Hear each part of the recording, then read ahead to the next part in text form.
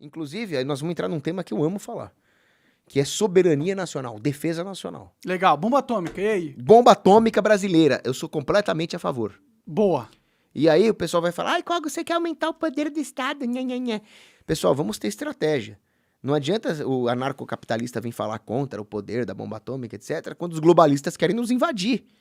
Nós temos que aí fazer você frente aos entrou globalistas. Você entrou num tópico bem interessante, Cogos. Bem interessante mesmo.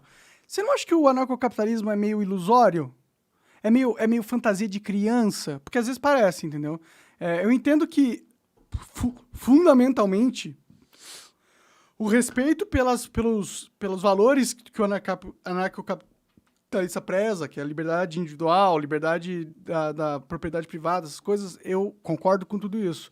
Mas não é bem ingênuo acreditar que é possível um Estado deixar de existir do nada, ou também é possível um Estado deixar de existir quando o mundo inteiro tem outros Estados que estão realmente querendo interessados no nosso território e vão fazer de tudo, até crimes, para fazer com que a nossa mente e o nosso interesse esteja voltado aos deles.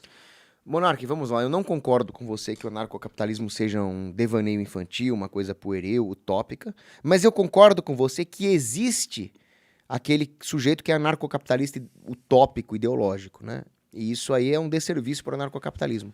Porque eu defendo a bomba atômica brasileira, uma bomba atômica das forças federais, uma bomba atômica da Marinha do Brasil, uma bomba atômica do Exército Brasileiro, da Força Aérea Brasileira, para conter o poder globalista. Só que isso é parte da minha estratégia para chegar ao anarcocapitalismo. O que não pode acontecer é uma revolução, um choque que ignore o processo de aquisição de virtudes da sociedade para que isso aconteça. O que eu defendo é que a sociedade adquira aquelas virtudes que são necessárias para chegar a um arranjo justo. E o anarcocapitalismo é o único arranjo justo.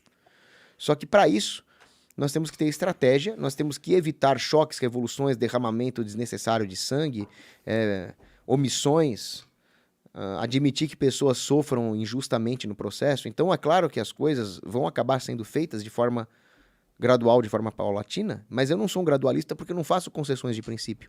Eu não vou falar que imposto é justo e depois nós vamos cortando. Não, imposto é roubo. Agora, nós estamos numa guerra, nós temos que agir com estratégia, com prudência, com parcimônia. Faz parte desse processo o libertário, o anarcocapitalista, participar do processo político, seja como eleitor, como candidato, seja como concursado. Eu defendo libertários no judiciário, eu defendo libertários nas forças armadas e policiais, na política, obviamente. E eu defendo que nós tenhamos estratégia. Não adianta o libertário querer acabar com as forças de segurança e achar que vai ficar no mundo cor-de-rosa. As forças de segurança estatais são necessárias para evitar que a sociedade vire um inferno de um dia para o outro. Agora, à medida que a sociedade for crescendo economicamente, compreendendo as ideias anarcocapitalistas, nós podemos tornar a sociedade mais independente e finalmente chegar num arranjo de desestatização, fim dos monopólios, com o povo armado, com empresas privadas de segurança, com um exército que sirva o povo e não os políticos. Mas como que existe um exército sem ser estatal? Como que Já existiu, né, ao longo da história. Não, existem mercenários. Não, mas não é só mercenários. Existem exércitos cívicos. Então, os cruzados, por exemplo, a Ordem dos Templários eram ordens religiosas, militares. E estatais? Lutavam, não eram estatais, eram eclesiásticas. Como assim, eclesiásticas? Elas serviam à igreja, não ao Estado. Existiram... Porque a igreja era o Estado da época, né? Não. Não? Existiram, por exemplo, exércitos puramente privados em Gênova ou na Liga Hanseática. É o que está lutando a guerra da Ucrânia, né? Que eram pagos pelos comerciantes.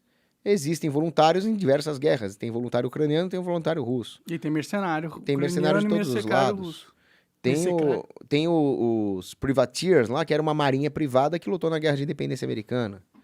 Enfim, o que o libertáriozinho ideológico não entende é que as Forças Armadas Nacionais e a polícia dos estados são essenciais para evitar que a sociedade se degenere no globalismo e no caos.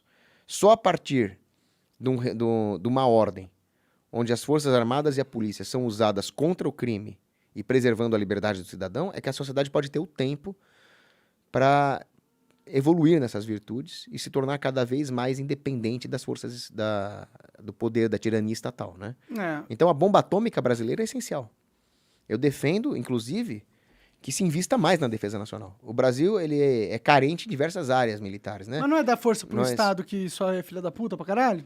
Não, o Estado é filho da puta, sem dúvida. Então, uma se dá tirania. bomba atômica pra ele é a solução? Ele não vai jogar bomba atômica na população. O que o Estado vai fazer com uma bomba atômica é pode jogar dissuadir assim. os globalistas. Os filhos da puta dos globalistas querem entrar aqui, Por que eles não vão jogar na população? porque aí é um tiro no pé. Eles vão falar, então esse é o Estado, vai ter uma revolta total, o Mas isso já Estado cai. aconteceu há muito tempo. Esse é o Estado, essa lógica já passou pela minha cabeça milhares de Mas vezes. tá cheio de gente que não enxergou o que você enxerga. Tem gente que acha que o Estado é Deus na Terra.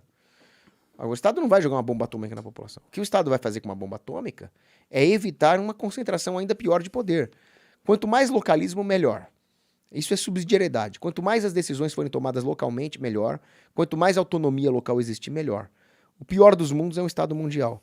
A bomba atômica, ela vai balizar o sistema geopolítico no arranjo atual para evitar que ele se torne cada vez mais concentrado em blocos globalistas. Mas a gente não fica Por meio isso que refém da ideia estatal, então, nesse momento? Não, nós finalmente deixamos de ser refém dos interesses globalistas atlantistas que querem acabar conosco, que querem internacionalizar os nossos E de recursos. onde vem esses interesses, né? Dos outros estados? São de meta-estados. O Olavo chamava de meta-capitalista. Eu não gosto muito do termo, mas existem interesses financeiros internacionais que querem monopolizar todos os recursos do mundo, que querem criar uma grande empresa-estado global. E por isso eles querem atropelar a soberania dos países. Então, nessa situação, o Olavo de Carvalho falava isso, o localismo é melhor dos mundos. Mas se tiver que escolher entre a soberania das nações e o globalismo, nós temos que ser patriotas, nacionalistas e defender a soberania das nações. Mas não dá pra ser patriota, nacionalista e ser anarcocapitalista ao mesmo tempo. Não, é vetorial. Eu quero ir para o vetor do localismo e os globalistas do anticristo querem ir para o lado do globalismo. A bomba atômica vai fazer o seguinte, ó. Me empresta aqui, por favor. Opa. Pode Pode tirar, tirar? foda-se. Então, né, aqui nós temos o localismo, a autonomia das famílias, das comunidades locais. Aqui nós temos o globalismo, o império do anticristo, né, o Estado mundial. O que é a bomba atômica? A bomba atômica é aqui, ó. Daqui não passa, só pode ir pro lado do localismo agora. É verdade. Por isso que eu defendo a bomba atômica. Faz sentido, eu também defendo a bomba atômica. Eu acho que Eu acho que o Brasil tá jogando um jogo igual um bebê. Nem igual um bebê, igual um feto. Enquanto o jogo já tá muito adulto, entendeu? Por isso que nós temos que crescer no cenário internacional, não só na parte econômica, mas na parte militar. Eu defendo que nós tenhamos um sistema antiaéreo de médio e longo alcance, uma aviação de guerra operacional, submarinos nucleares, uma reserva. Isso é muito importante que eu vou falar agora.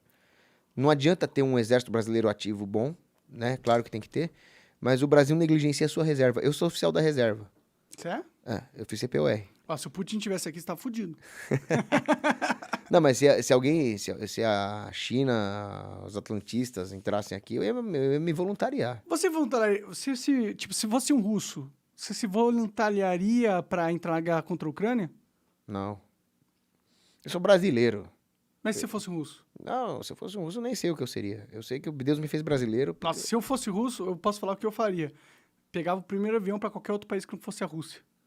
Faz sentido. É isso que eu faria. Não, tudo bem, vamos fazer o exercício mental. Se eu fosse russo e lutar numa guerra do Putin na Ucrânia, Deus me livre, eu não iria, não.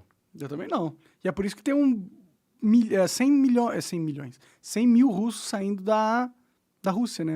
Indo pra Geórgia, que é um país de fronteira da Rússia, né? Agora, se a ONU quisesse a Amazônia, Você lutaria? lutaria. Eu não lutaria, não. Eu tô cagando pra Amazônia. Eu ia só Não é questão da defender a minha Amazônia. vida mesmo, e é isso. questão de que isso seria o início do Império do Anticristo. Cara. Ah, pô, melhor ser dominado pelos Estados Unidos do que ser pelo brasileiro. Deus me livre, mano. O que você tá falando? Pelo amor de Deus. É bem melhor, pô. Você tá doido? Seria melhor que se o Cara, Brasil, aonde os o Estados Brasil Unidos... virasse o estado dos Estados Unidos. Seria bem melhor. Você acha que você ia ter o poder de compra do americano? Onde os Estados Unidos entrou, eles destruíram. O Brasil já tá destruído, já. O imperialismo americano destruiu o Oriente Médio. Os Olha, caras eu que mandam discordo- no Brasil pra um cara que manda nos Estados Unidos. Eu discordo de muita coisa do Farinato. Muita coisa. Tipo o quê? A economia, ele só fala coisas horríveis. Agora, eu concordo com ele que o imperialismo americano é um dos piores problemas que tem.